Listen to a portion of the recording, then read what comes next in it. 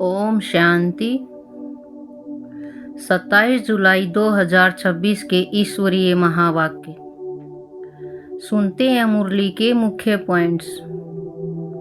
बाबा ने कहा, अब भक्ति पूरी हुई और कोई बात इसमें उठा ही नहीं सकते। हमको आप बाप पैट्स पढ़ाते हैं, यह नशा होना चाहिए। हम आत्माओं को निराकार बाप परम पिता परमात्मा शिव पढ़ाते हैं। फिर बाबा ने कहा, तुम बच्चे बहुत खुशनसीब हो, तुम्हारे जैसा खुशनसीब कोई और नहीं। अभी तुम राजयोग में बैठे हो, तुम राज ऋषि हो। बाप कहते हैं, हे बच्चे, आत्म अभिमानी बनो। शरीर निर्वाह अर्थ कर्म करते भी पढ़ाई पढ़नी और पढ़ानी है। योग बल से पावन बन राजाई पद लेना है। बाबा ने कहा, आत्मा में जो बुरे संस्कार आ गए हैं उसे ज्ञान योग से समाप्त करना है, संपूर्ण निर्विकारी बनना है। फिर बाबा ने कहा, जब योग में बैठते हैं तो आत्म अभिमानी होने के बदले सेवा याद आती है, लेकिन ऐसा नहीं होना चाहिए, क्योंकि लास्ट समय अगर अशरीरी बनने की बजाय सेवा का भी संकल्प चला तो सेकंड के पेपर में फेल हो जाएंगे। सिवाय बाप के निराकारी, निर्विकारी, निरहंकारी और कुछ याद नहीं। लास्ट में बाबा ने कहा, जैसे महान आत्माएं कभी किसी के आगे झुकती नहीं हैं, उनके आगे सभी झुकते हैं। सदा झुकाने की स्थिति में स्थित रहेंगे, तब हाईएस्ट पद का अधिकार प्राप्त होगा। अब सुनते हैं महावाक्यों को विस्तार से। मुरली का सार। मीठे बच्चे, सारी दुनिया में तुम्हारे जैसा खुशनसीब कोई नहीं। तुम हो राज ऋषि, तुम राजाई के लिए राजयोग सीख रहे हो। प्रश्न, निराकार बाप में कौन से संस्कार हैं जो संगम पर तुम बच्चे भी धारण करते हो? उत्तर, निराकार बाप में ज्ञान के संस्कार हैं। वह तुम्हें ज्ञान सुनाकर पतित से पावन बना देते हैं, इसलिए उन्हें ज्ञान का सागर पतित पावन कहा जाता है। तुम बच्चे भी अभी वो संस्कार धारण करते हो। तुम नशे से कहते हो, हमें भगवान पढ़ाते हैं, हम उनसे सुनकर सुनाते हैं। गीत। आखिर वह दिन आया आज। ओम शांति। मीठे मीठे रूहानी बच्चों ने यह गीत सुना। यह महिमा किसकी है? एक बाप की। शिवाय नमः ऊंच ते ऊंच भगवान है ना। बच्चे जानते हैं वह हमारा बाप है। ऐसे नहीं कि हम सभी बाप हैं। गाया भी जाता है, सारी दुनिया ब्रदरहुड है। सन्यासी अथवा विद्वानों के कहने अनुसार ईश्वर सर्वव्यापी कहने से जैसे कि फादरहुड हो जाता है, ब्रदर होने से बाप तो सिद्ध होता है, जिसे वर्षा मिलना है। फादरहुड है तो फिर वर्षे की बात ही नहीं है। बच्चे जानते हैं हम सभी आत्माओं का बाप एक है। उनको कहा ही जाता है वर्ल्ड गॉड फादर।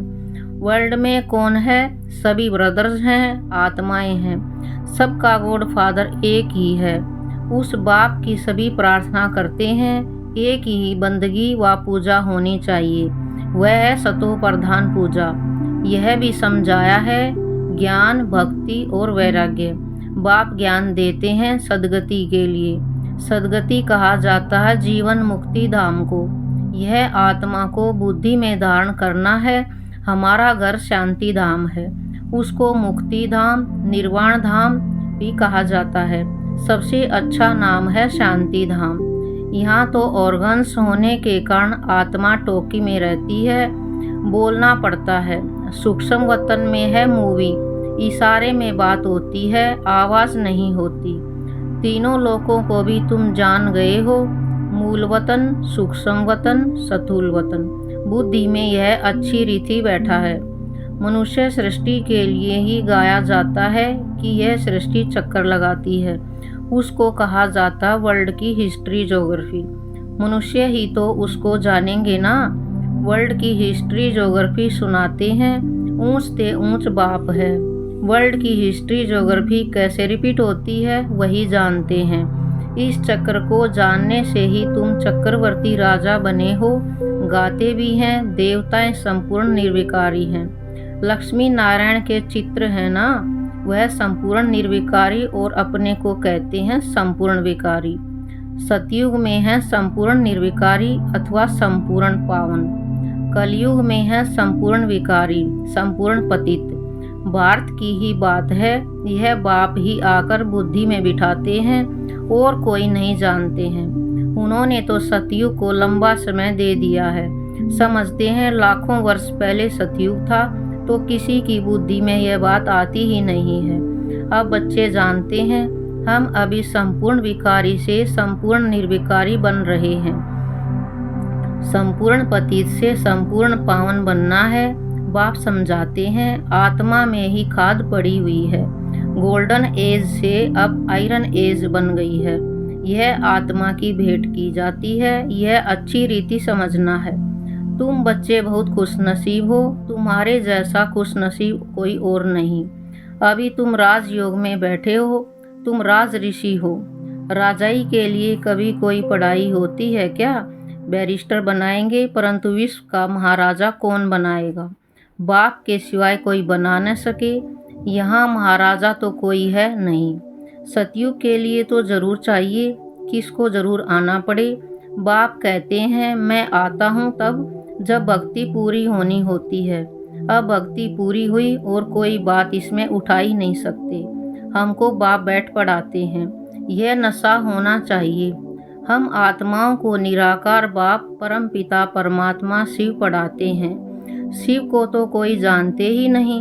अब तुम बच्चे जानते हो। बाबा फिर से स्वर्ग की राजाई स्थापन कर रहे हैं। हम उनको महाराजन श्री नारायण और महारानी श्री लक्ष्मी कहते हैं। भक्ति मार्ग में सत्यनारायण की कथा सुनाते हैं, अमर कथा और तीजरी की कथा। बाप तीसरा नेत्र भी देते हैं।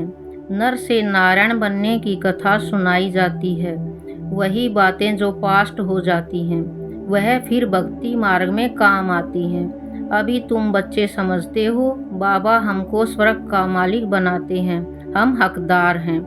भगवान तो स्वर्ग का रचयिता है ना।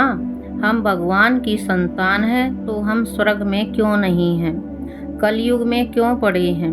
परम पिता परमात्मा तो नई दुनिया रचते हैं। पुरानी दुनिया थोड़े ही भगवान रचते हैं। पहले नई दुनिया बनाते हैं, उसके बाद फिर पुरानी को तोड़ेंगे। तुम जानते हो हम सतयुग के लिए राज्य ले रहे हैं। सतयुग में कौन होंगे? इन लक्ष्मी नारायण की डिनाइस्टी होगी और भी तो राजाएं होंगे ना, जिसकी निशानी है विजय माला। बच्चे जानते हैं अभी हम विजय माला में पिरोने के लिए पुरुषार्थ कर रहे हैं। दुनिया में माला का अर्थ कोई नहीं जानते कि यह क्यों पूजी जाती है। ऊपर में फूल कौन है? माला को फेरते फेरते फिर फूल को नमस्ते करते हैं, फिर माला फेरेंगे। माला बैठ सिमरते हैं कि कहाँ बाहर ख्यालात न जाएं। अंदर राम राम की धुन लगाते हैं जैसे बाजा बजता है। बहुत प्रैक्टिस करते हैं। यह सब है भक्ति मार्ग की बातें। हाँ, बहुत भक्ति करने वाले सिर्फ कोई भी कर्म नहीं करेंगे। बहुत भक्ति करने वाले के लिए समझेंगे कि यह सत्यवादी होगा। मंदिर में माला रखी होगी, माला फेरते मुख से राम राम कहते रहेंगे। बहुत लोग समझते हैं भक्ति में पाप नहीं होता। कहते हैं नवधा भक्ति से मनुष्य मुक्त हो जाते हैं, परंतु होता कुछ भी नहीं। यह एक नाटक है। उसमें सतो प्रधान, सतो रजो तमो में सबको आना ही है। वापिस एक को भी नहीं जाना है। जैसे ऊपर में जगह खाली हो जाती है, वैसे यहाँ भी बहुत जगह खाली हो जाएगी। दिल्ली के आसपास मीठी नदियों पर राजधानी होती है, समुद्र की तरफ नहीं होती है। यह बॉम्बे आदि होंगे नहीं। वह तो पहले मच्छी मयानी थी। मछली फंसाने वाले वहाँ रहते थे। अभी तो समुद्र को कितना सुखाया है, फिर भी मच्छी मयानी होगी। सतयुग में तो बॉम्बे होते नहीं। वहाँ कोई पहाड़ियाँ आदि भी नहीं होती। कहाँ जाने की दरकार ही नहीं होती। यहाँ मनुष्य थकते हैं तो जाते हैं रेस्ट लेने। सतयुग में थकने करने की कोई प्रकार की तकलीफ नहीं होती। तुम स्वर्गवासी बन जाते हो। ऋचक भी तकलीफ नहीं होती। तो अब बच्चों को बाप की श्रीमत पर चलना है। बाप कहते हैं, मीठे लाडले बच्चों, शरीर निर्वाह, अर्थ धंधा आदि तो करना है। स्कूल में स्टूडेंट पढ़कर फिर घर में जाकर पढ़ते हैं, घर का काम काज भी करते हैं। यह भी ऐसे है। इस पढ़ाई में तो तुमको कोई तकलीफ नहीं है। उस पढ़ाई में कितनी सब्जेक्ट होती हैं। यहाँ तो एक पढ़ाई और एक ही पॉइंट है, मन मनाभव। इससे तुम्हारे पाप नाश होंगे। भगवान वाच है ना, वह समझते हैं। गीता भगवान ने द्वापर में सुनाई, परंतु द्वापर में सुनाकर क्या करेंगे। श्री कृष्ण के चित्र में लिखत बहुत अच्छी है। यह लड़ाई तो एक निमित्त है। सब मरेंगे तब तो वापस मुक्ति, जीवन मुक्ति में जाएंगे। सो भी फिर लड़ाई में थोड़े ही मरेंगे। अनेक प्रकार की कैलेमिटीज होंगी। बच्चों को कोई दुख नहीं होना चाहिए। मनुष्य का हार्ट फेल होता है तो उसमें कोई दुख नहीं होता है। मौत हो तो ऐसा, बैठे बैठे हार्ट फेल हुआ, खलास। जब तक डॉक्टर आए आत्मा निकल जाती है। अब तो सबका मौत होना है। पिछाड़ी में न हॉस्पिटल न डॉक्टर रहेंगे, न क्रियाकर्म करने वाले रहेंगे। कुछ भी नहीं होगा। सबके प्राण तन से निकलेंगे। मूसलाधार बरसात पड़ेगी। मौत में कोई देर थोड़े ही लगेगी। कोशिश कर रहे हैं ऐसे बॉम्ब्स बनाएं जो मनुष्य फट से मर जाएं। ऐसे ऐसे बॉम्ब्स बनाते रहते हैं, बॉम्ब्स की इम्प्रूवमेंट करते रहते हैं। यह ड्रामा में नूंद है। ड्रामा में बना बनाया खेल है। कल्प कल्प विनाश होता है। सतयुग में तुमको यह ज्ञान रहेगा नहीं। बाप को ही आकर ज्ञान देना है। स्थापना हो गई फिर ज्ञान की बात ही नहीं रहती। फिर जब रावण राज्य शुरू होता है तो भक्ति शुरू होती है। अब भक्ति पूरी होती है। अब तुमको योग बल से पावन बनना है। पावन बनने से ही सुख धाम, शांति धाम में जा सकते हैं। चार्ट रखना पड़े, यह तो समझ गए हो। हमको बाप को याद कर तमो प्रधान से सतो प्रधान यहाँ बनना है। ऐसे कोई शास्त्र आदि में लिखा हुआ नहीं है। बच्चों ने गीत सुना, आखिर वह दिन आया आज, जबकि भारतवासी फिर राजाओं के राजा बनते हैं। राजाओं के राजा अथवा महाराजा बनते हैं। पीछे त्रेता में होते हैं राजा रानी। फिर जो पूज्य महाराजा महारानी थे वह द्वापर में वाम मार्ग में आकर पुजारी बन जाते हैं। आपे ही पूज्य, आपे ही पुजारी हो जाते हैं।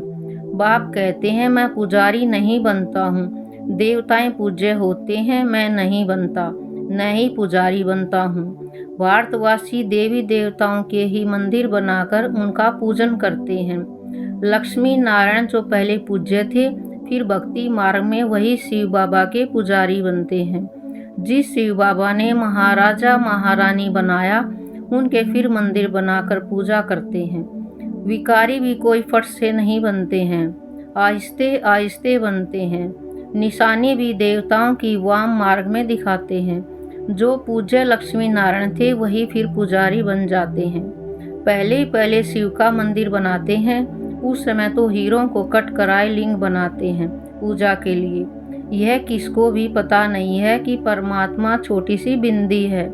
यह तुम अभी समझते हो कि बड़ा लिंग नहीं है। मंदिर तो बहुत बनाएंगे। राजा को देख प्रजा भी ऐसे करेगी। पहले पहले शिव बाबा की पूजा होती है। उनको कहा जाता है अव्यभिचारी सतो प्रधान। पूजा फिर सतो रजोतमो में आते हैं। तुम रजोतमो में आए हो तो नाम ही हिंदू रख दिया है। असूल थे देवी देवताएं। बाप कहते तुम असूल देवी देवता धर्म के हो, परंतु तुम बहुत पतित बन गए हो, इसलिए अपने को देवता कहला नहीं सकते हो, क्योंकि अपवित्र हो। हिंदू नाम तो बहुत देरी से रखते हैं। अभी तुम समझते हो हम सो पूज्य थे।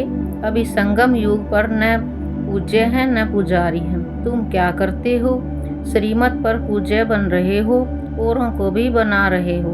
तुम हो ब्राह्मण, तुम्हारी आत्मा पवित्र होती जाती है। पूरा पवित्र होंगे तो यह पुराना चोला छोड़ना पड़ेगा। बाप कहते हैं बिल्कुल सहज है, बूढ़ी माताओं को धारणा नहीं होती है। बाप कहते हैं यह तो समझते हो कि हम आत्मा हैं। आत्मा में ही अच्छे व बुरे संस्कार होते हैं। आत्मा ने जो कर्म किया वह दूसरे जन्म में भोगना होता है।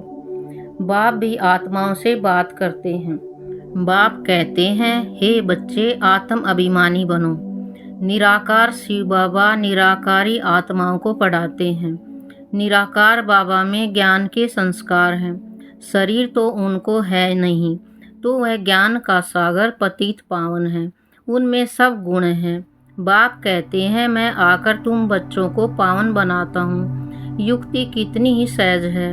अक्सर ही एक है मन मनाभव मामेकम याद करो। याद से ही तुम्हारे विकर्म विनाश होंगे। यह भी जानते हो अभी तुम ब्राह्मण हैं, फिर सूर्यवंशी, चंद्रवंशी, वैश्य, शूद्रवंशी बनेंगे। हम ही इस 84 के चक्कर में आएंगे। ऊपर से नीचे उतरेंगे, फिर बाबा आएंगे। बरोबर यह सृष्टि का चक्कर फिरता रहता है। सृष्टि यह पुरानी होती है तो फिर बाबा आते हैं नई बनाने। यह तो बुद्धि में बैठता है ना। यह चक्कर बुद्धि में फिरना चाहिए। अब तुम सवदर्शन चक्रधारी बनते हो, जिससे फिर जाकर चक्रवर्ती राजा बनेंगे। अच्छा, मीठे मीठे शकीलदे बच्चों प्रति माता पिता बाप दादा का याद प्यार और गुड मॉर्निंग। रूहानी बाप की रूहानी बच्चों को नमस्ते। हम रूहानी बच्चों की रूहानी बाप दादा को नमस्ते नमस्ते नमस्ते। शुक्रिया बाबा। धारणा के लिए मुख्य सार। पहला, श्रीमत पर पूज्य बनना है। आत्मा में जो बुरे संस्कार आ गए हैं उसे ज्ञान योग से समाप्त करना है। संपूर्ण निर्विकारी बनना है। दूसरा, शरीर निर्वाह अर्थ कर्म करते भी पढ़ाई पढ़नी और पढ़ानी है। योग बल से पावन बन राजाई पद लेना है। वरदान, अपनी श्रेष्ठ स्थिति द्वारा माया को स्वयं के आगे झुकाने वाले हाईएस्ट पद के अधिकारी भव। अपनी श्रेष्ठ स्थिति द्वारा माया को स्वयं के आगे झुकाने वाले हाईएस्ट पद के अधिकारी भव। जैसे महान आत्माएं कभी किसी के आगे झुकती नहीं हैं, उनके आगे सभी झुकते हैं। ऐसे आप बाप की चुनी हुई सर्वश्रेष्ठ आत्माएं कहाँ भी कोई भी परिस्थिति में व माया के भिन्न भिन्न आकर्षण करने वाले रूपों में अपने को झुका नहीं सकती। जब अभी से सदा झुकाने की स्थिति में स्थित रहेंगे तब हाईएस्ट पद का अधिकार प्राप्त होगा। ऐसी आत्माओं के आगे सतयुग में प्रजा सम्मान से झुकेगी और द्वापर में आप लोगों के यादगार के आगे भक्त झुकते रहेंगे। स्लोगन, कर्म के समय योग का बैलेंस ठीक हो तब कहेंगे कर्मयोगी। कर्म के समय योग का बैलेंस ठीक हो तब कहेंगे कर्मयोगी। अव्यक्त इशारे। ज्वाला स्वरूप स्थिति में रह शक्तिशाली याद का अनुभव करो। कई बच्चे कहते हैं कि जब योग में बैठते हैं तो आत्म अभिमानी होने के बदले सेवा याद आती है, लेकिन ऐसा नहीं होना चाहिए, क्योंकि लास्ट समय अगर अशरीरी बनने की बजाय सेवा का भी संकल्प चला तो सेकंड के पेपर में फेल हो जाएंगे। उस समय सिवाय बाप के निराकारी, निर्विकारी, निरहंकारी और कुछ याद नहीं। सेवा में फिर भी साकार में आ जाएंगे। इसलिए जिस समय जो चाहे वह स्थिति हो, नहीं तो धोखा मिल जाएगा। ओम शांति।